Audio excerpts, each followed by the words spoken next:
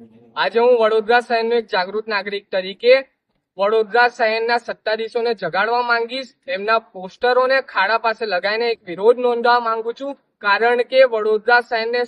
Smart city બનાવવાની વાતો જે ભાજપના સત્તાધીશો કરી રહ્યા છે, જે વડોદરા શહેરના મ્યુનિસિપલ મેયર અને કમિશનર કરી રહ્યા છે, એ ક્યાંક ને ક્યાંક પ્રજાને બેવકૂફ બનાવી રહ્યા છે। આજે તમે ફતેગંજ વિસ્તારમાં 6 મહિનાથી રોડનું કામ કરતા હોય અને હજુ પણ રોડનું કામ પૂર્ણ ના થતું હોય તો તમારા માટે એ શરમજનક વસ્તુ છે। આજે તમે જોઈ શકશો કે ફતેગંજ વિસ્તારમાં 6 મહિનાથી વન વે રોડ ચાલે છે, લોકોને કેટલી હાલાકી ભોગવવામાં આવી છે, એ મેયર કે મ્યુનિસિપલ કમિશનરને દેખાવામાં નથી આવતું। તો આજે હું તમારો પોસ્ટર લગાવીને વિરોધ નોંધાવીશ અને તાત્કાલિક ધોરણે આ ફતેગંજ વિસ્તારનો રોડ અને વડોદરા શહેરના તમામ ખાડાઓને પૂરવામાં આવે એવી માંગણી પણ કરીશ, કારણ કે વડોદરા શહેરની પ્રજાએ ભાજપ સરકારને ખોબે ખોબે ભરીને વોટ આપ્યા છે, તો એ વોટ તમને કામ કરવા માટે આપ્યા છે, નહીં કે પ્રજાના પૈસાએ તમને લહેર કરવા માટે આપ્યા છે। તો હું બીજી અપીલ વડોદરા વાસીઓને પણ કરીશ કે તમે તમારા ઘરની આસપાસ જેટલા પણ ખાડા પડતા હોય એ તમામ જગ્યાએ એમનો બેનર લગાવીને વિરોધ નોંધાવો,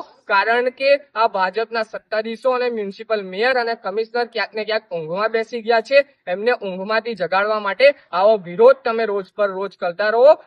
કારણ કે આ રોડ રસ્તાઓને લઈને અકસ્માત દિવસેના દિવસે વધતું જાય છે, એના કારણથી લોકોના ક્યાંક ને ક્યાંક મૃત્યુ પણ થાય છે।